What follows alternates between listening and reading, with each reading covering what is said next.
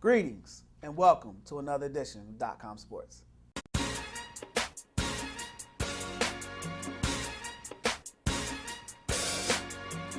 Welcome back to another edition of ComSports. Joining me on this journey of unparalleled, unscripted, and unapologetic sports diatribe is Lloyd, play-by-play announcer for the Neighborhood Sports Showdown and Lincoln University.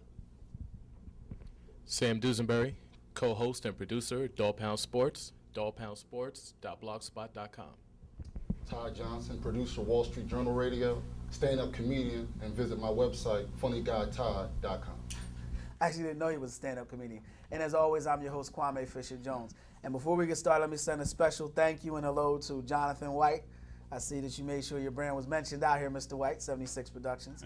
All right, now, gentlemen, I had a show planned for us to start out with LeBron, but there's some late-breaking Sixers news.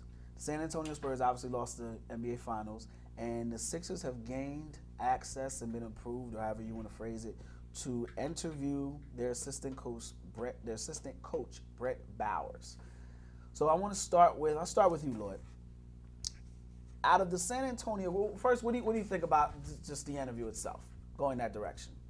I think it's going to be a good interview. I think we should give them a chance right now. We should keep an open mind to whoever the Sixers want to bring in. You know, let's face it, if it's someone under Greg Popovich's coaching staff or tree or umbrella, as you want to call it, it's a good thing. I had a feeling it was going to be someone from the Spurs group because of how long it took for them to and the people they were bringing in and people they were bypassing. I don't think the Sixers are as bad as bad as a spot as people tried to make it out to be. Sam, I'm going to jump to you for this one. But my question is, that's not the name you're hearing when people talk about the next man up for the Spurs. So I'm a little concerned that they're going after somebody that's not the name in that camp that's getting the credit. For instance, the name you're hearing is Chris England. And he was a guy that worked specifically, Chris and Chip Faucier, if I'm pronouncing that right, were the guys who worked specifically with Kawhi Leonard, who had an outstanding finals, outstanding playoffs, and played well, exceeded expectations. So should we as Sixer fans be concerned about them going after someone doesn't have the resume? I certainly feel you have to be somewhat concerned. I mean, this front office haven't shown you much over the last couple of years in terms of having that trust in the fan base and to make the right personnel moves. So it's something that the fan base should be concerned about, because when you go from a big-name coach in Collins and now you're going to somebody that might not be known to anybody outside of hardcore sports fans, it can be a drawback in terms of the fan base doesn't know what's going on, what's the direction of the franchise. I don't have a problem with it, and that's a good point, but I'm not concerned about them not bringing, because you don't know about somebody till you know about somebody. You know what I mean? Right. From what we knew about Phil Jackson is he smoked weed, he likes an Indian style in the middle of the court. So you don't know much about him until. My bigger concern is the Sixers don't have Tim Duncan. They don't have Tony Parker. Quite frankly, the only true first-round talents they have are Thaddeus Young and Drew Holiday. I want a coach that can develop someone, and England's resume suggests he can do that, whether it's going back to the talent with Carmelo Anthony was with the Denver Nuggets. Now you go back to with Kawhi Leonard, or if he's a shooting coach with Grant Hill, who has been on record saying he couldn't make a left-handed layup when he came into the league, as explosive as he was. And he's also helped Tony Parker develop his shot. I don't know if I want a guy that we don't know about and who doesn't have a resume. Now you're scaring me. Now I'm concerned. I'm going to jump to you, Ty, because stand-up comedian. I didn't know you were a stand-up comedian. Yeah, a little bit. I didn't get that from you when I was talking to you. Yeah, Keep you funny under the hat. Yeah. I wonder how funny you really are then. I'm joking. My concern is if they bring this guy in and this fails, now we have a failed second-round, high pick in Evan Turner. Now we've got a failed coach in Doug Collins got rid of, failed draft. I love my Sixers. I don't want to call them a failure. But if you're going to bring a guy in that doesn't have the resume, how concerned is it?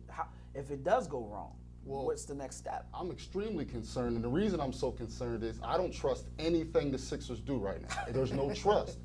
I'm a person who believes in baseball, analytics work. They're proven to work. Okay. In basketball, so far every team that has embraced analytics, whether it be the Thunder, whether it be the Houston Rockets, they've made the playoffs, but none of them won the championship. Why? Because analytics don't tell you to pick up the Mike Millers, the Battiers of the world. And the Sixers, I feel like they're building everything right now around numbers. And I guarantee None of us are that familiar with assistant coaches, if we're being honest, from top to bottom as head coaches. We don't know how they're going to be. But I guarantee he's a numbers guy. He's an analytics guy. I like people to watch basketball and use their eyes. You got to be able to see how do these pieces fit together. Not does this guy play X number of shots in this part of the court. I just don't trust it. I understand what you're saying, but Henke is a guy that has a scouting background. He's been to Bogota, Arkansas, and seen the 19-year-old that can dunk a basketball with two hands. He's done that route. He uses analytics more to reconfirm. I agree with what you're saying. Guys like John Hallinger who live and breathe analytics. So you have these these countless blog writers who try to tell you this guy has a player efficiency, which I agree is a crock, because if you look at it, LeBron James has the highest player efficiency in the league. You know who has the third highest? Hakeem Warwick. So if you go by just analytics and percentages and numbers, then now we all know LeBron is better than Hakeem Warwick. But the point is, if you're not looking at a LeBron with that standout eye-popping talent, you have to be able to identify talent during the competition. So I agree with you here. Henke has done that. My concern about the analytics is from a coaching standpoint, you can't use it. You can use it to assess talent, but during the game, you don't have time to go, percentages. What's the case? Look at Greg Popovich. He doesn't do any of that. He doesn't do any of that, and he still makes mistakes. But the guys on his bench, outside of England, I don't know if they're analytics or not, but they got away with a technical foul, an illegal substitution during Game 6 of the NBA Finals. A lot of people don't know this. When Ray Allen hits that shot, 5 seconds left, the referees stop the ball to check the shot. Now, they're not supposed to do it, but it was the morally correct thing to do. The Spurs had no timeouts, and Tim Duncan wasn't on the floor. The Spurs brought Tim Duncan back in. Had the Spurs made that shot, or had Tony Parker made a shot, Miami would have appealed that game, and they would have had to replay those final 5 seconds. Basketball analytics are good if you're using them to reconfirm. You have to know the game first and foremost. So if you're saying this guy is just is not a basketball guy, that's what you're telling me? I'm saying I don't trust it. And the thing is, Henke doesn't get the job with the Sixers if first Thunder blow it by making the Harden trade because of analytics, because they decided that with their math, Ibaka was better than Harden. And the only reason Houston made the playoff is because the Thunder failed with analytics. And now an analytics guy gets a big GM job that I don't think he should have gotten because of analytics. Analytics said Ibaka over Harden. I'm gonna let you jump in there. What does our eyes say? Before I jump in there with it, I want to talk about that Harden comment, because I really Go ahead, Lloyd. I think the Harden was outright money. We both know Yeah, that. I think it was they money. offered him a good amount, but let's face it, a couple years prior to that, they just signed Westbrook and Durant to over $80 million apiece. They're a small market team, so they didn't really have much left for Harden anyway. We saw that one coming. And you can replace a 20-point scorer. I can get you another 20-point scorer. Harden had a great year. Defensively, he was horrid. He was putrid. He's horrible. And they beat Houston without Westbrook. They did, but Ibaka didn't help them. Well, no, Ibaka was bad, and they paid Ibaka. I would agree about the money. They chose to pay Ibaka instead of Harden. I'd rather play Harden and let Ibaka walk. Can you get me another shot blocker? Can you get me another shot blocker that can play at that high of a level? He didn't play at a high level this season. He struggled at points, and I give you that. And part of it could, we don't want to speculate, but I'll say this. Harden had a lights-out season scoring the ball. No one can doubt that. He was a better scorer than anyone could imagine.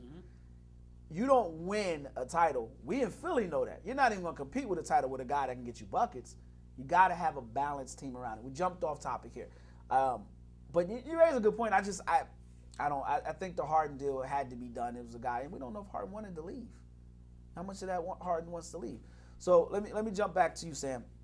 And it just tells you how boring the pick is, because you don't even have the energy to buzz in the conversation. You talk about Brian Shaw, you get excited. Guy worked with Damian Lillard, a guy that worked with so many countless players. You get excited. This dude doesn't do it. And so if I'm a player, I've never heard it. I don't say I never heard of him, but he's a guy that has never done it in the league. You know what I mean? His greatest achievement is in a city with 700 people. If you're a player, are you excited about this? I'm going to go to you on this one, Lloyd. No, you're not excited about it. And you're right, but I'm going to say this. Being a Sixer fan my whole life, I kind of teeter off and on myself. I kind of like the no-name guy, because we've had enough big-name guys, and think about it. the John Lucases, the Doug Moes over the years that Doug came Moe? in. Oh yeah, I He go just that said far. Doug Moe in I a go that far conversation. back. Doug Moe Okay. is Mike D'Antoni's father, for those of you who don't know. I can go that far back about He birthed that. having that named coaches in here with a resume and basketball pedigree and all that. Why not bring a guy in unknown? And you brought up Phil Jackson earlier. Phil Jackson is fine because he was in the CBA. No one knew about Phil Jackson, and he ended up being an assistant coach under Collins. And he played in the league. he did play in the And league. he won with. I mean, he was coached by Red Holtzman. He did all that ended up panning out. Of course, yeah, it helps to have the horses as well. Remember, he's still a front running coach, I call it, because let's face it, he's retired now. He wants to come back, but I don't know the fifth or sixth time, and now he's all something a consultant for each team because he can't get what he wants. No, he doesn't have any front runners. No more Shaq and Kobe's. No more MJ and Pippins. I noticed I want to see him work like Larry Brown did and have to build a team from the ground up. He's never done that. I like the no-name guy in Philly. I like it. This dude's dissing Harden. I mean, this dude's dissing Ibaka. You bringing up Larry Brown and Doug Moe. Sam, we're gonna come back to you after the break. We're gonna take a quick break. When we come back, we're actually not. We're gonna talk about what the Sixers. You know, we're not gonna talk about. We're gonna talk about Chris Bosh. .comSports.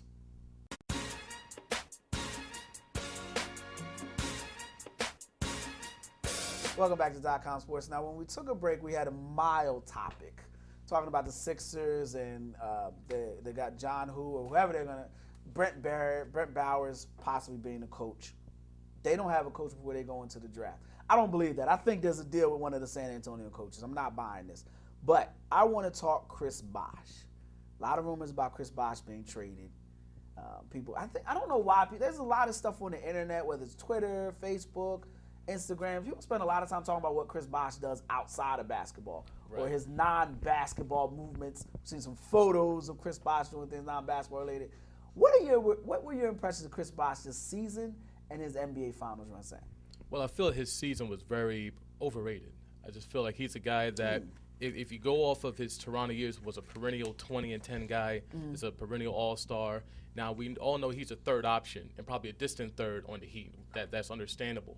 But with a guy with his skill set and his ability, you would feel that that guy should be able to put up closer to 20-10 numbers. And, I mean, how much of that is coaching? I didn't mean to interrupt you, but I'm saying, how much of that is the coach not putting him in position to play? I definitely agree that Spo has a lot to do with that. I mean, he came out during the Indiana series saying Chris Bosh will never put up the Toronto numbers here in Miami. So that lets you know straight up he's not going to put up those numbers. I'm saying when he's given those few chances, and he does get about 10 to 12 shots a night, when he gets those chances, he should still be able to put up good production in the paint. I mean, now he's hanging out like Dirk Nowitzki, hanging out by the three-point land in the corner. It's interesting you say that. You know, he's too good to be doing that, in my opinion. Well, it's interesting you say. I'm going to run some numbers, and I'm not a big numbers guy. We talked about this, but, you know, I do have sites that I trust dearly to give me numbers that reconfirm what I've seen, and I will never share those sites, so don't ask me. But one of the things that intrigued me about Chris Bosh is Chris Bosh averages about 15 shots a game. I want to say 12 to 15 shots a game, right? This season, he shot his second lowest in his career field goal attempts, 12 a game. Of those 12 shots, 3.8 came from 3 feet or closer to the basket. 4.9 were from 16 to 23 feet out. So between 16-foot jumper all the way out to a 23-foot jumper, that's where five of his shots a game came from. But he shot 53% from there.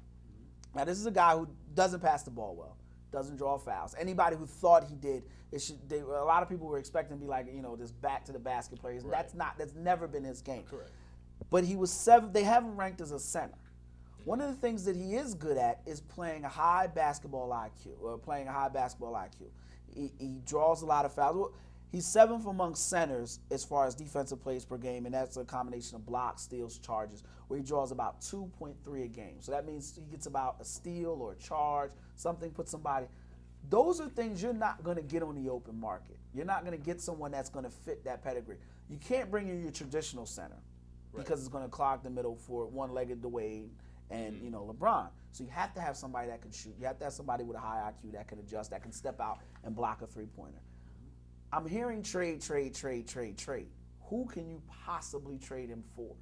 If you're going to trade him, because you didn't seem like you were too high on him. I'll get to you in a second time. You didn't seem like you were too high on him. So if you're looking to make that move outside of a guy like Garnett, who are you going to get that can do the things that Chris Bosh can do when he's on? And that's a problem with having Chris Bosh, is that even though you may want to get out from under that contract and maybe he's not the player you thought he was going to be coming to Miami, is like you can't find a guy, because I think he played excellent defense the entire playoffs. I think especially in the finals, he set this game up after Duncan toyed with him the first few games, especially game 6, game 7. So to find a guy like Chris Bosh and his abilities on the open market, there's nobody out there. And that's a conundrum as Miami going forward. You have these contracts and you have the guys who can opt out. If you want to try to get out from under Chris Bosh before that next season comes and they all opt out, there's nothing out there. And that's why this alleged trade with Charlotte for the 4th pick, I'm not sure if that's even worthwhile even going forward doing that in Miami in the long term. I'm going to get to you. Just give me one comment here. I would never believe that if it wasn't Michael Jordan. Okay. You're going to give the 4th pick in the draft. I don't care what draft it is. You know what I mean? To team up. I mean, this is the man that drafted Al Morrison over Rudy Gay. Exactly. You know, and was emphatic about it. Like, I believe I've got the next. That's a terrible, terrible trade. I don't care who you're getting. You don't give up a 4th pick in the draft for a guy you can't win it. Can't even compete for a division crown with. Right. Should Miami trade Chris Bosh? No, I'll say flat out, the Heat don't win this championship without Bosh. I agree. And you mentioned that game 6 and 7, the adjustment, the reason that all of a sudden Danny Green went from Cinderella back to, being a bum was because Bosh took the challenge of guarding Duncan one-on-one, and that allowed them to close out on 3-point shooters. And when you defend Green, you saw what happened, 1 for 12. You saw what happened. And that, a guy who's willing to do that, and a guy who's unselfish enough to sacrifice with a LeBron and a Wade like that, there are players better than Bosh, no doubt, that you can make a trade for. For example, let's say Dwight Howard's better than Bosh. But would Dwight Howard be willing, for example? David Stern will be at the door like, no. What I'm saying is That's that for no matter who you got, I'm saying hypothetically, no matter who you got as a big man, would they also be willing to make the sacrifices on the defensive end and on the offensive end, more importantly, to where he'll guard guys? He's not a center. He's playing center, but he's not a center. Right. So he's making that sacrifice. You see how he closes out on people on that pick and roll. People don't get to the rim more often because of him, because they don't have a rim protector. The only reason it's not layups all day is because Bosh is able to jump out on that pick and roll. And his offense is perfectly suited for this team. I would like him to rebound more. But it's not his game. He's never been a volume rebounder. He's never been aggressive. He's always been a tough, and he's tough. Chris Bosh is a tough player. You can say all the things you want to say about it, in all the pictures and stuff. But if I'm building a basketball team, there's very few guys in the paint that are as tough as Chris Bosh, who isn't going to back down. He may mope, he'll get punched in the face, but he's going to put his beak right back out there. So I don't understand I don't know what people expected. I don't understand what people expected. Let me jump to you, Lloyd. You're saying trade him, and like I said, Garnett is a guy who has a similar skill set. But I don't know if you want to trade or make that move, possibly because Bosh could opt out. But let's be real, Bosh ain't opt down to $20 million. You got to keep him. You got to. You have to keep him based on that price, because the other thing issue is too, you can get a Kevin Garnett or someone along that caliber. I don't know if we can match up salaries, because Bosh makes a lot of money. Garnett makes 12. I think 12.4 this year. He makes 12 next year. They would have to throw somebody else in the trade. Bosh is close to 20 next year. Yeah, Bosh is 20. Bosh is not close. He's 20. He's 20 million next season. But he brings I think he brings a lot of intangibles to the table that people don't talk about enough for me. He doesn't. Yeah, he's not getting a high volume of rebounds, but Bosh is a gamer. Look, that play in Game 6, I don't care what anybody says. If that didn't seal the deal for me, to fight for that rebound and have the presence of mind to look up the side of the island, see Ray Allen, make the pass. Over Chalmers and over LeBron. Over everybody, because LeBron was waiting. Yep. Because he already attempted one. He got that rebound and gave it to Ray Allen, who didn't hit a three the entire game. That's basketball IQ. I don't know what else he can do, but to get back into the flow of the way Miami works, LeBron does so much. Bosh doesn't have to do the same things he did in Toronto in Miami. Should they bring in a coach, though? Sam, I'm coming back to you. Should they bring in a coach to pretty much game manage to make sure Bosh gets, Patrick Ewing made his way in Orlando. His main job was to make sure Dwight Howard got his touches or Gertat got his play. Should they bring in a coach to work specifically to ensure Bosh gets the ball in the sweet spots? He's averaging 12 shots a game, shooting 53%. I don't know what more you can do. It seems like the offense is geared to his game. Should they bring in a coach specifically for him? I mean, at this point with Juwan Howard, he might as well just be that. I mean, instead of collecting rings, I just feel they definitely need somebody there to get Bosh to play at a higher level in terms of offensively. Defensively, he's top-notch already. But I definitely feel they need somebody there who can maybe stay in Spo's ear a little bit and say, maybe a little pick and pop with Bosh here. Maybe a little, give him a little drag there in the paint. Something to get at least a double team and kick out with all those shooters. Go ahead, Ty. I think that going forward, we're not sure. We know how the offense has been these first 2 years, but I think with this big three era, every year is going to be different. And they talk about how Indiana's getting better and the Bulls are going to be better. I don't buy any of that. So the thing is, if Wade takes a step back, as he physically, but Bosh, we all saying that Bosh can do more, and Bosh takes 2 steps forward offensively, and they change the offense. And Spo, one thing he's good about is that offense, at least regular season wise, is almost unstoppable. The way he figures out Did they win offense. 66 games? Right. Yes. Yeah. I mean, Right. they won 60 the year before. Right. 27 in a row. So Yeah. let's Right, say they right. manage Wade's minutes next year, and he plays a little less. That's going to lead to a couple more shots per game for Bosh. And now if Bosh is doing more, and now that he's extended his range out the three-point line. God, I don't say it. I don't want to see him out there again. But now that he's done that, and people guard him out Nobody should there, have allowed that. That move should have gone at immediate. I understand, immediate but attention. It was because so of that, idiotic, it should have given that creates immediate space for LeBron. And I think that going forward, this team can win with this same personnel, just using the 3 pieces differently. You had me until you brought up that 3-point line, man. What did he shoot from there? I think he was don't care. above the league average this year. He shot 30%. I don't I think he care. was a little above the I league don't average. care at if that. he 6'11", shot man. 99.9999. If you don't get your 6'11" behind back in the paint, No or at question. least by the foul line, don't. That's what I mean about coaching. Yeah, Players coaches always tell have them to do ideas. that. Dwayne Wade, somebody told Dwayne Wade that was a good idea. That outfit against Indiana the capri Pacers, pants? yeah, it was a good idea. You have to have, there's always room for no. If you ever watch the show, there's always room for no. Coach, my 3-point game is nice. No. He's not, nobody's guarding him. I don't even think people were even in the picture when he was shooting those 3-point. Nobody's guarding. No. But overall, I agree with your point, but the 3-point line, no. As soon as you see him practicing those shots, you take a page out of the Rutgers coach and start throwing backetballs at him. So you realize this is not going to happen. 200 a day, they said. Yeah, well, 200 a day. that should be a fight. He should be in the paint with that. Some jump hooks or Viking something. drills or something. Yeah. But I think Miami, obviously, you knocked on something. Miami obviously is going to have to make changes going back. I don't believe Indiana, because last year it wasn't Indiana. Who was the year? The year they beat the Bulls in the conference finals. Who was the team that was supposed to be up and coming then?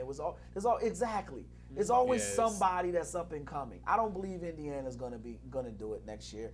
I think they'll be a good team, but they won't. It'll be somebody else that's the new team, or hopefully it'll be the Sixers. Maybe Evan Turner shot. Yeah, I know. There's always somebody that's up and coming. So I'm not buying that. But what I do think they need to do is they need to bring in another wing player.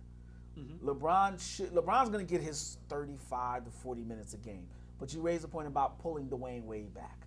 You bring Dwayne Wade back and you bring in another guy, maybe not him per se, but a Leandro Barbosa guy who just goes 100 miles per hour even when he goes to the bathroom, he's going 100 miles per hour to just come in and get buckets. Maybe that'll help everybody's game. I've seen a Tim Hardaway Jr. in mock drafts.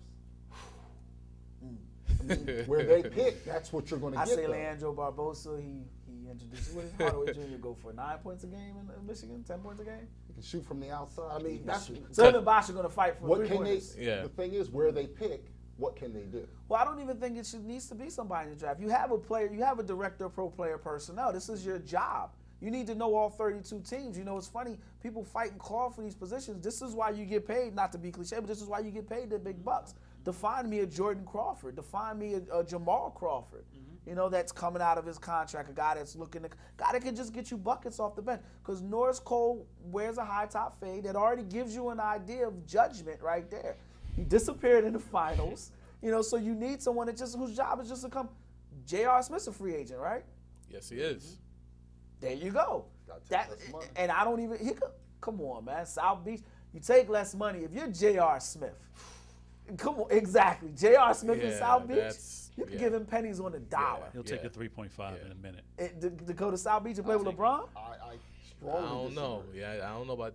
JR likes the lifestyle. He likes the money as well, though. And you know, he's already asking for $6 million a year from the Knicks. So I don't think he's going to go to Miami for the mid-level exception or the vet minimum. I don't think he's going for anything like that. What if I proposition him this way? And this is strictly hypothetical, and I know we're getting off topic here. But J.R. Smith, okay, look, I'll give you 1 year deal, $4 million. You come in, you're an NBA champion, you play in the NBA Finals.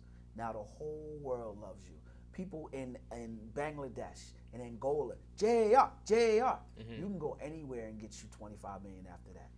You're not going to get $6 million coming out of New York. No one believes he's that good. No. They believe he's a system guy. Come on, Sam, talk to me. I mean, look, I personally like JR for what he is. Okay. He's a nut scorer. He's a chucker, but he's a streak shooter. Okay. So when he gets hot, he's lights out. But the thing about it is that he's so one-dimensional that you can't invest it. You can't invest anything more than, to me, if I'm the Knicks, 3 years, $4 million, that's it. But he wants more than that, and that's the problem. And you speak like most direct-to-play personnel guys are going to think, and most GMs are going to think, I'm not giving that much money to a guy with a plethora of neck tattoos. Correct. But if he goes to Miami first, it's always different when you're coming with that championship glow. Agreed. You know, LeBron in any other world is a jerk. You know what I mean? He's a pain in the butt. Nobody likes him. He's a crybaby. But on the NBA hardwood, when he's hoisting NBA trophies, we love him. Right. So you put J.R. Smith in the middle of that with a Ray Allen, and J.R. Smith maybe starts 20 games in place of Dwayne Wade. But can JR be willing to sacrifice like that? See, with the Knicks, he still gets that leeway to be who he is. He still gets to be the second option next to Melo. Can he go to South Beach and be maybe the fourth or fifth option and be happy with that? He'll be the third option? I think if he goes, I'm going to go on record and say this, and this is, again, hypothetical. You put J.R. Smith in a Miami Heat uniform. Okay. If he's starting for an injured Dwayne Wade, I would say, and even if he's on the floor, I'm going to say he's second option. And if, at any point on the floor, he's on the second option. Wow. I'll do you one better. Okay. If he's on the floor with LeBron, I'm going to say he's the first option, superseding Chris Bosh, your favorite three-point shooter, who's going to be participating in three-point contest next year. You'll see. Listen, he's above average three-point shooter, but separate from that, I think the bottom line is someone's going to pay him $6 or $7 million. I don't think so. I think he gets a 3-year deal from $18 to $21 million from an Atlanta or somebody like that. Atlanta's got Kyle Korver. They have Korver, but Lou Williams tore his Achilles, he's going to be out. They need another wing player. Agreed, I don't know what Lou Williams' his contract looks like. That's another name that you can bring in and just take shots. He came with the Sixers. All Lou Williams does is shoot. Now him, no doubt, I think he's a better fit for what we're talking about. I think he's JR a better fit. I think JR And I also don't trust him to play defense the way Miami needs everyone to play defense. Well, and that's a great point. But the great thing about that fit, and we've got, and I love the names that you're giving me. But the great thing that JR brings you, he may not be the greatest defender, but he's an effort defender. He'll give you some effort. Now, Sam's sitting uneasy there. Yeah, I've watched too many Knicks games. I've seen JR fall asleep on too many rotations, with backdoor Carmelo, screens. Well, the two of them shouldn't be on the court together because your defense takes a hit. Okay, your defense takes a hit. So. You're in New York. I didn't mean to interrupt you, but I got 2 minutes. I'm pressed again. I got 2 minutes before we go to commercial. Why does everyone in New York preface a phrase with, "Nah, he shouldn't be on the floor with Carmelo"? If he's your best player, right? If he's your best player, you cannot have people on the floor who can't play with him. Got people on the roster who can't play with him. It's the gift and the curse of Melo. You have Melo, who's a lights-out scorer, a volume shooter, but then you have those idiosyncrasies of him on defense and not wanting to pass the ball or share the ball that makes him the black hole. I mean, there's times when he comes down on the left block, guys don't even move because they know 7 seconds he's going to hold it, get a pump fake, jab step, and then he's going to chuck it with the shot clock running down. Funny story. Kenny Smith was talking about one time when he played with Hakeem Olajuwon. And everybody remembers Hakeem Olajuwon, very mild-mannered guy, didn't talk a lot. Kind of people say, there's guys that say, I played against Hakeem in the NBA, I still don't know what his voice sounds like. He once said that if he came in the locker room at halftime and he ignored Hakeem Olajuwon, not for a quarter, but if he ignored him on the block, Hakeem would have punched him in the face. There's not a guy in the Knicks locker room that will get into Melo? No. Are you telling me? Are you No, serious? I'm very serious. Chandler Wow. tried. Tyson Chandler tried, but he failed. Come on, man. Nah. Chandler's the closest thing they got to a You can't wear leader. spandex on a magazine and then try to. Yeah, he's not built for that. Yeah, no. He's not built for that. I know Tyson, and he's not built for that. You gotta remember, Carmelo, plus if you get in a fight with Carmelo, he'll throw a punch and then run. We've seen him do it. Run very fast. Hey, But we've seen him do it. still, I mean, all right. Kenyon gotta Martin move was on. like the closest thing they had to somebody who could try to get Kenyon in Melo's Martin? face. Kenyon Martin, even off that 10-day contract, he brought a little bit of Wow. thugness to that locker room. It gave him a little bit of edge and a little bit of Wow. It veteran doesn't have to be toughness. a thug. It could just be a guy with a high basketball IQ that says, you know what, look, you need to get other people involved. Let's make the Right. defense move. And if you don't do it, I'm not going to pass you the ball. That's how you solve that. But the problem is the team was built so much around Melo is that everybody has to now cater to his needs. That's why Chauncey they Billups. had to jettison Lynn. Right. You let him go. Chauncey, they had to D'Antoni amnesty him. move, you let Right. him go. Amnesty That cost you Billups, that. brought in Chandler, and they thought they were upgrading by letting Billups So go. Kid wasn't that guy. No, I think Woodson overextended Kid greatly. I think Kid should have been a closer for that team. He should have been on the court in the fourth quarter, but they overextended him because Felton got hurt early in the season. Disappointing. All right. We're gonna get ready. We're gonna take a quick break. When we come back, we're gonna talk. That's an interesting topic. I hate to move away from, but we got to talk NBA draft, and we definitely need to talk about what the Sixers are gonna do in the NBA draft. We may jump back to that though, because I can't believe there's not one man with the testicular fortitude to tell Melo to pass me the ball. I wish there was. It's impossible. Dogg on Sports.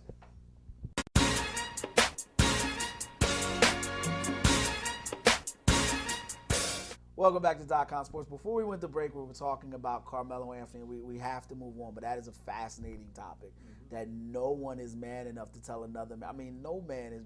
We all breathe the same air at the end of the day. Yep. You know what I mean? But we're going to move on. I want to talk NBA draft. Now, obviously the Cavaliers have had the number one pick in the draft. Real quick, I just got to say, if you doubt how good LeBron is, the Cavaliers won 61 games his last season. Yes. They barely won that in 3 seasons since he's left. Come on, stop with the LeBron stuff. So if you don't like him because of the hairline, he's funny sounding, whatever, but don't come at me with the basketball. 3 seasons, they barely won 60 games. They've had the number one pick 2 out of the last 3 years. It's funny you talk about they're mad at him about a TV show because of the decision. That, what, $5-6 million for charity? Right, and the other part is Girls we and all Boys saw Club, the Magic Hour. We're not holding that against him, and that was a much worse TV show than the decision at Magic Hour. By far. You know what? But people, we'll just move past that. Lloyd, who in this draft, give me 3 years from now, give me 2 names that we're going to look back and say, these 2 guys were the guys of this draft. I have 2 names hot off the presses. Okay. I like Otto Porter. Really? From Georgetown. I've watched a lot of Georgetown DC games. pipeline. Yes, Elgin he's Baylor, versatile. Kevin Durant, I like his game, about 6'7", 6'8", does a lot. Okay. I'm going to throw another name, kind of like my dark horse guy, right in this area from Lehigh, C.J. McCollum, point guard. 6'3", good size, senior, did all 4 years, broke his foot back in January. Okay. Asked Duke about him last year in 2012 during the tourney. CJ is a sleeper. Okay. He's going to have to learn how to play point guard, but they're already comparing him to Steph Curry, the way he can put the ball on the floor and get his Not the shot biggest off. Steph Curry fan. We know that, but they're saying that in a sense of small school, Okay. unheralded. I like his game. I've been watching him. Okay. So I think he'll be a steady point guard, but Porter's my guy. I like Otto Porter. So Porter, when we look back 3 years from now, when we're sipping back, whatever show we're on, we're going to say Porter was the guy in that draft. I think he'll be a steady player. I'm not going to sit here and tell you. Well, give me the guy you think. Give me the 2 guys you think. We're going to look back and say, those were the 2 guys in this draft. No doubt. The way we look back and say Wade and LeBron were the 2 guys in that draft. Give me 2 guys that you say. I'm going to give you another guy. I like McLemore out of Kansas, too. I don't like McLemore. I like McLemore's I like game. him as a scorer, but I'm not sold on him. Yeah, well, this is a tough draft. You know that. But you had to pick 2 guys. I like Porter and McLemore right now. I like both of those guys, outside of McCollum being my dark horse. All right. Sam, give me your 2 names. Well, I like Otto Porter as well. Hoya Saxa. I just think with his skill set, I was able to go to the Big East tournament, watch him at the Garden.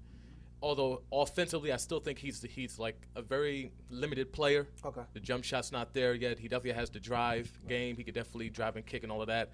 I think defensively, his wingspan creates problems.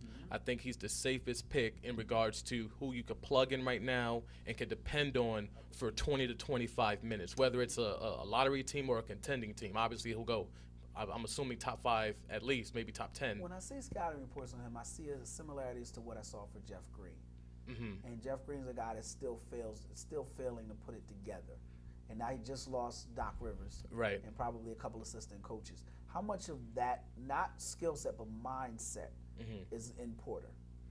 I actually think Porter probably has more drive than Jeff Green. Okay. I actually think he's more of I think mentally he wants to be a scorer. I think Jeff Green always battles with whether to be all versatile or whether to be that dominant offensive force. But I think with Otto Porter, you have a guy who they have depended on him the last 2 years at Georgetown, and he's been able to step up and produce in big-time moments. So I think he has it in him in mentally to want to be that guy, to be that scorer, and to also take on the best other team's wing player and lock him down. Give me your second player.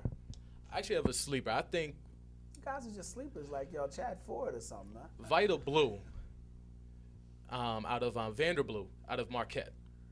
I've heard about this. This kind of I sounds like- like a porn star name, though. Well, I don't know yeah, if I'm ready to ride with him. it's a very suspect name, but I think his skills on the court transcends the name. Okay. Again, watching a lot of Big East games, he's similar to me to Marshawn Brooks. I was very high on Marshawn when he came out. He doesn't have I can the see that. lockdown, I want to be a Kobe type attitude that Marshawn had. But I definitely think he has the same type of skill set. He was a little bit undersized, about 6'3", 6'4", but I think he could be that D. Wade-esque type wing player at the 2, maybe a little combo guard at the 1. But I think Vanderblue could be a guy that 3-4 years from now, we're not even sure where he's going to go, probably, obviously second round, but 3-4 years from now, he could be a guy that's either a key rotational player or could be a starter in this league. Okay. And I'm going to come back and ask you guys who should be drafted first overall. Go ahead, give For me me, your I agree with them players. about Porter. I feel like he's a player who sort of can't miss. In that on any team, whether you're up tempo, slow it down, defense, however you're built, he can step in and help you.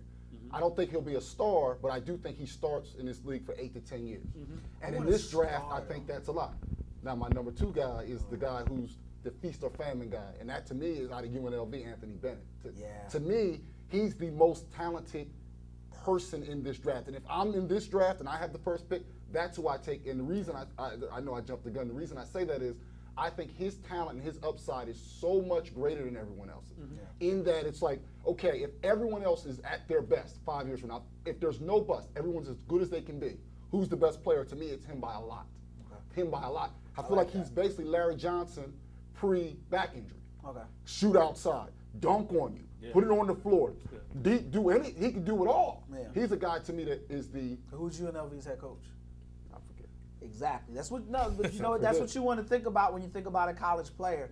How well they play. Who's their head coach? Because you know that they may, depending on who they are, they may not be getting that high level coaching. So a lot of it is instincts and IQ and game feel. So yeah, I like that. All right, so that's who you think should go number 1. Because I think in this draft, where there's no slam dunk, I'm going to grab the guy who has the most talent, and to me, he does the most things. Sam, who are you taking number 1 if you're Cleveland? I'm still riding with Noel. I just think he Really? has that. Yeah, I think he has that type of game-changing ability on the defensive end that is sorely lacked around the NBA. I mean, we just talked about Chris Bosh and the impact he has defensively and where he ranks.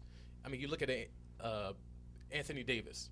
Now, he's not as polished as Anthony Davis is, obviously, but I think Noel has the same type of skill set and can be productive in the right situation.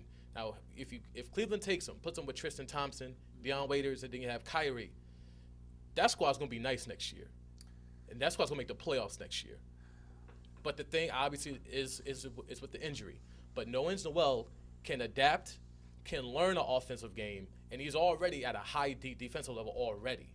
You're not looking for him to get you points. Whoever drafts him is not looking for 10 to 15 a night. They'll take 8 and 9 rebounds and maybe a couple of block shots and just be that presence in the paint. I'm going to get to you in a second. Sam, I like you. Sharp dress, man. You know, I like some of your points. I see Anthony Davis as Purvis Ellison. Wow. And that's a name that people don't. I was not high on Anthony Davis. Really? Okay. At all. I didn't like his game at all. I mean, well, let me phrase that. I didn't think he was worthy of a franchise number 1 player. Gotcha. When I see Noel, active shot blocker, Right. good strong player. Not strong, but you know, plays hard, plays fast.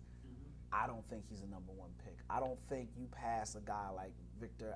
I practiced it the whole ride over out of Depot. Right. You pass on Anthony Bennett for a big man who may or may not have a bad wheel. A big man that struggles with, he looks like he's been turning down meals since he was in birth. He's very raw, extremely Man, raw. not only that, You know? what's he, he's about 40, 60 pounds from 200. Yeah. You know, I really, and when you mentioned Anthony Davis, I was moving my leg, I had to jump in there because I really did not. Big men need to be defined. And what I mean by that is, are you is your best attribute face up, put the ball on the floor, or is your best attribute with your back to the basket? You can't be a guy who's fit or moves a big man as he just moves in transition. Because you have to come into the NBA with something to fall back on. All right. Especially as a big man. With a guard, you could run around, dribble, but you're only going to get the ball once or twice if you're a big man. So if I told you 3 years from now he would have a Tyson Chandler-esque game. I really wouldn't want him. You really wouldn't want him Really wouldn't at want all. him. No, and I like Tyson Chandler. Not to drop resumes, but the person that worked with Tyson Chandler when he was in Los Angeles before he went to the Bulls, I coached under at Cal State LA, Stevie Thompson. Okay. So I know the ins and outs of Tyson Chandler's game. We argue with him all day. It's not that Tyson Chandler can't score. He doesn't have the proper footwork. He doesn't have the instincts to do those things. Right. John Chaney has one of the greatest quotes in the world. I said it last week when he talked about William Cunningham. He said he couldn't score on a Nerf court in a basketball gym by himself. That's Tyson Chandler. Yeah. You know what I mean? And Tyson Chandler is a strong defensive player, block shots. Right. He's not Dennis Rodman on the defensive side of the ball. No. You know what I mean? No. That's a game changer who's limited offensively. I see Tyson Chandler as a further along, more developed John Sally when he was in his prime back in 88, 89 when he played for the Pistons before he fell off. Yeah. So no, I wouldn't. At number one, I'm telling you, and Lloyd, I know I'm going to get to you. We still got a little bit of time left. I am telling you, when I look at Victor Oladipo and I look at Anthony Bennett, those are guys you look back at and say, you know what? I'm glad we took a shot on them. If it doesn't work, it doesn't work. 6'5" guy, played on a team that was number one across the board. You know what? I'm running long way. Go ahead, Lloyd. Give me your number one pick. I can't get past Porter. I just can't get past. But see, you brought up an interesting point with the big man and the lack of skills and calibrated being a coach. That's another problem because these guys aren't staying long enough. Anthony Davis probably could have been something if he had stayed 2 or 3 years. I have a problem with these guys coming out because their bodies aren't mature yet. They're still growing. They're not strong enough, fast enough. They didn't work in their game enough. That's why I wouldn't take Noel at number one based on that because it's too many holes in his game. Marcus Camby comes to mind. He does come to mind. He does. Right. About Anthony Davis. Marcus Camby comes to mind. I didn't mean to cut you off. Go ahead. No, he does come to mind. But I still like Porter, Bennett. I like all these guys. You got one pick though, Lloyd. I'm going with Porter. I'm ride and die with Porter. I'm going with DC. Go ahead. No, I stay with Bennett. I think you're being too hard on Anthony Davis. I still think he's going to be a 10-time All-Star. Wow. I stand by that. And that the one doesn't thing, say much, though. And I'll say this: there is one thing he does that other big men don't do. He's better running the floor, and he also runs the baseline better. And they use that on offense. He just didn't play enough minutes yet because his body wasn't ready. I still think he can also handle the rock too. Right. Yeah. As far as your guy Victor, my issue with him is sometimes a basketball in his hand is a basketball, other times it's a brick. He's an awful shooter. And I'm serious. I think he's the worst shooter among the lottery picks, and that includes the centers. He's a really bad shooter. Okay. And I worry about a starting two guard who's not an average shooter or below average. I think he's a bad shooter. But you can work on shooting. I can't make the first pick a two guard that can't shoot. Really? I can't. Right. I can't. I think he's a bad shooter. I like everything about his game that you said: the effort, the defense, everything. The pedigree. So you can't take a guard that can't shoot, huh? I can't, not first. I'm not. Okay. Especially at shooting guard. Okay. Shooting guard. Did you see Dwayne Wade when he? Now I'm not saying Victor's Dwayne Wade, but I'm saying did you see him when he? Did you see LeBron's first game against Sacramento? I agree, but Brick LeBron City. was 6'8" and Wade's Wade. Unless you're telling me Victor has everything else that Wade has, I gotta pass. He doesn't have everything. Well, Dwayne Wade is special, and Right. I'm not comparing him there. But what I'm saying is, they share one thing: their go from the door, and they got this. I don't want a guy, a big man, like I said, had to be defined. You can teach shooting. They've got shooting coaches in the NBA like they do groupies. You go in the city, you got a shooting coach. What you cannot do is give a big man the instincts and the nuances of when to go to the paint. Go ahead, Sam. I just think Victor's going to be a poor man's Calvert Cheney. I don't Oh, see. wow. I don't see it with him at all. That's a I just take a don't break see it. comment Yeah, right there. I just don't see it. I think the fact that he just came on this year and obviously, he gets a lot of pub because of the Big Ten and all of that. I just don't see it in the skill set and in the games where he stands out. To me, he doesn't stand out. He's more of like a bit player. He's a role player to me. Okay. So, and you raise a valid point because I agree with you. The Big Ten does not produce explosive guards, Right. and I agree with you. So I just look at a guy who, to me, when you look at him 3 years ago, was as raw as a spicy tuna roll, like just as raw as can be.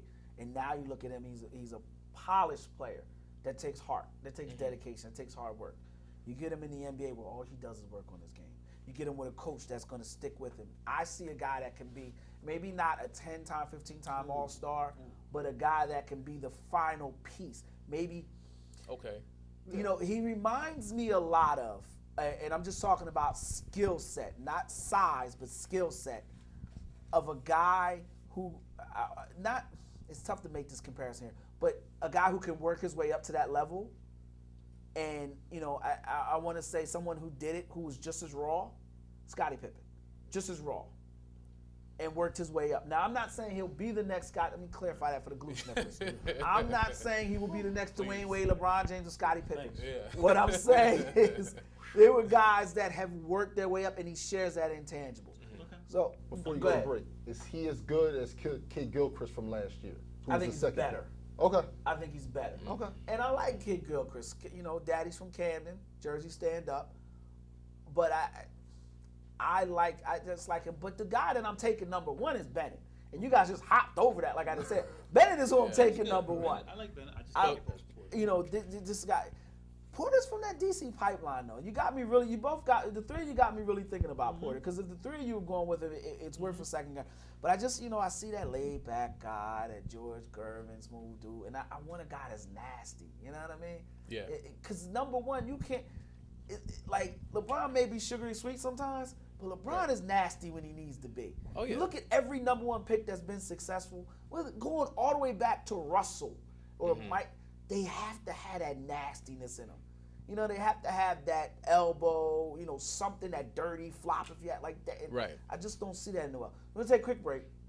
When we come back, we're going to talk specifically about what the Sixers need in this draft. That may only take like a minute, a good player. But we'll try it anyway. ComSports.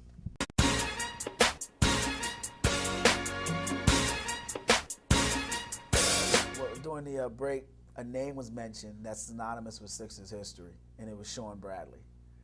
And as we talk about the Sixers, you feel the mood get sullen.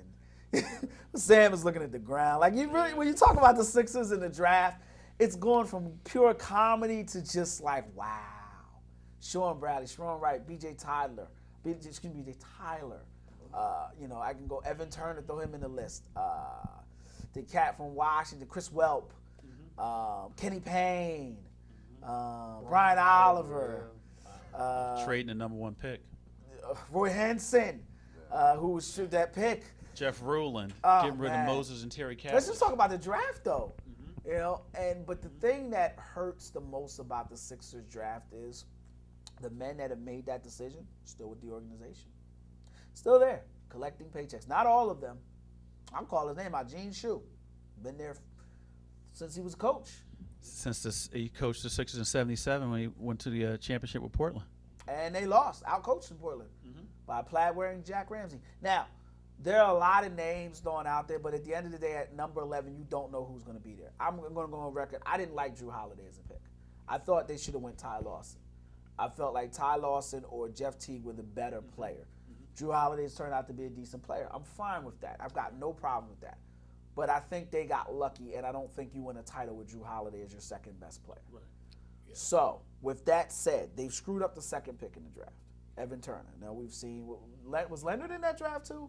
I meant to look that up, and I forgot. We know I don't Paul think George he was. Leonard came after that. And Cousins was the third pick, and I know he is a head case. Right. But if you need a big and you have a tough coach, I'd take a chance on him. And it's okay.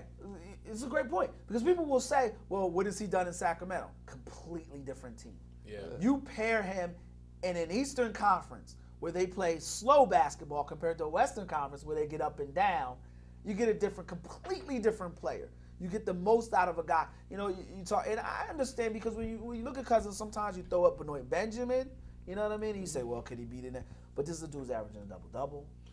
You know, you plug him in, and you may not get the same numbers, but you get a coach who will get the most out of him. It just it goes on and on with the Sixers. So what type of player they need everything? Yeah. But going into this draft, I'm gonna start with you, Sam. You look like you're ready to roll. You at number 11 comes up. Mm-hmm. What type of player do they have to? If all the types are available, what type should they grab?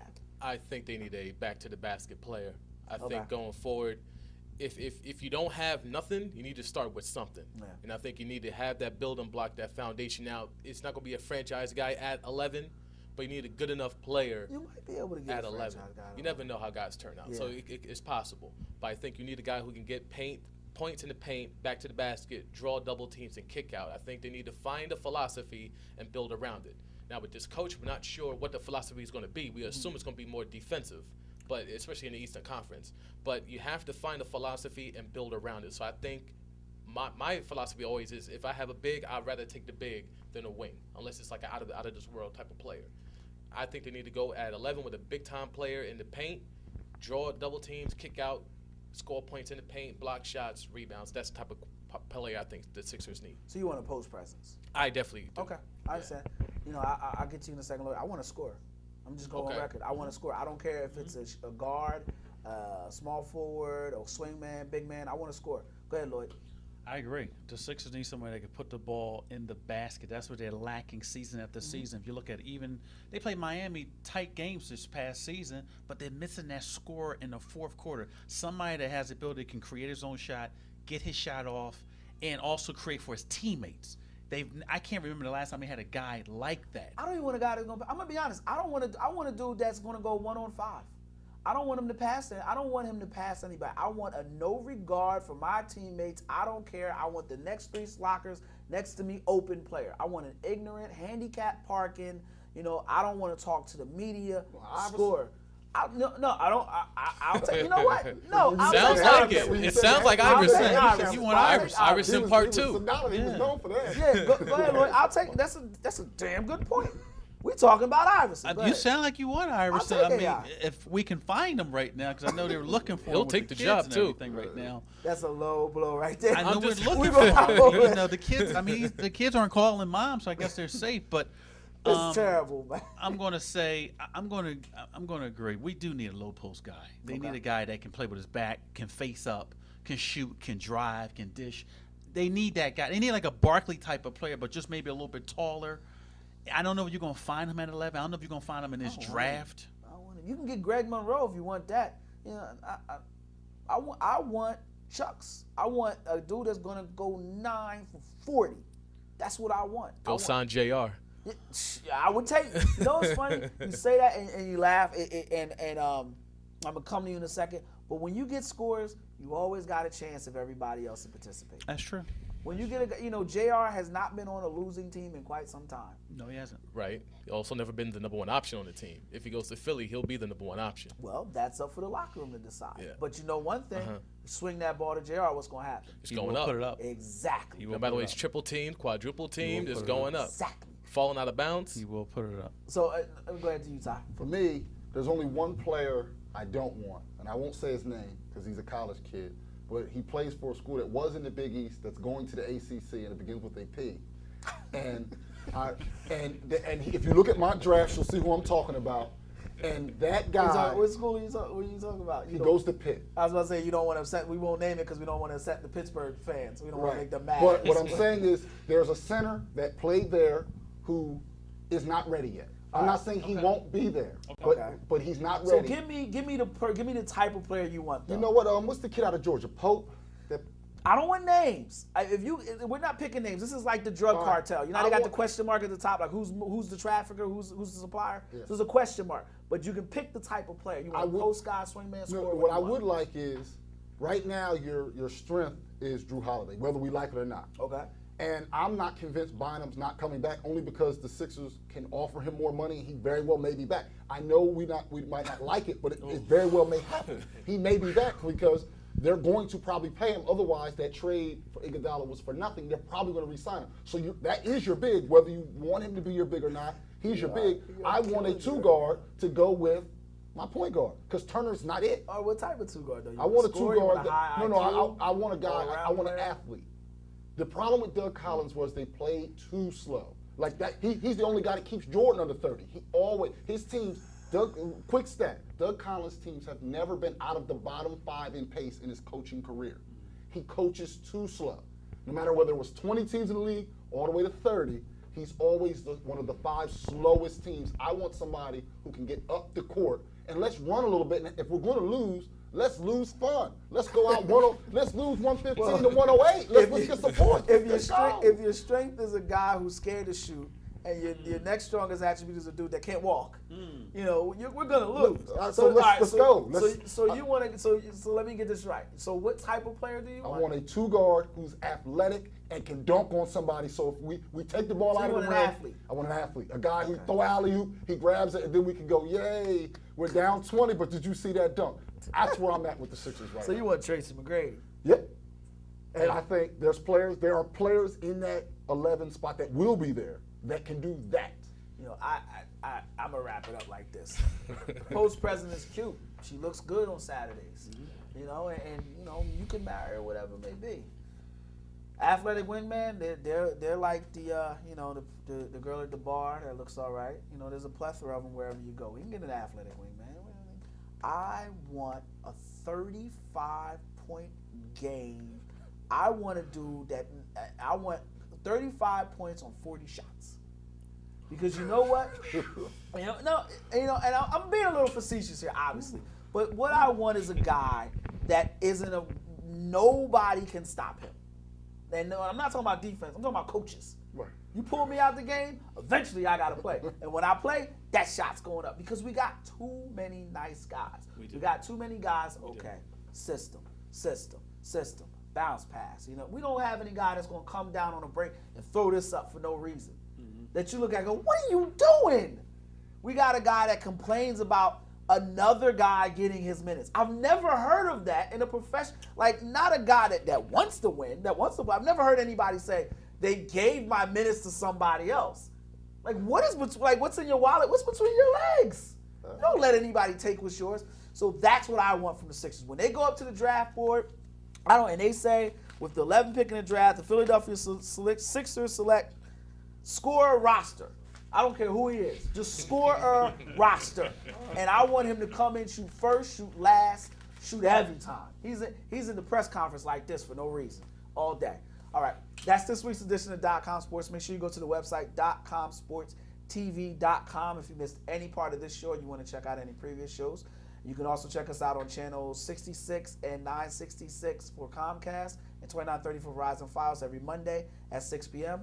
For my man Lloyd, Sam, and Todd, the comedian, I'm Kwame Fisher-Jones. And as always, we appreciate your time of year. You be easy. No rain, no thunder. Yeah, but it's like summer.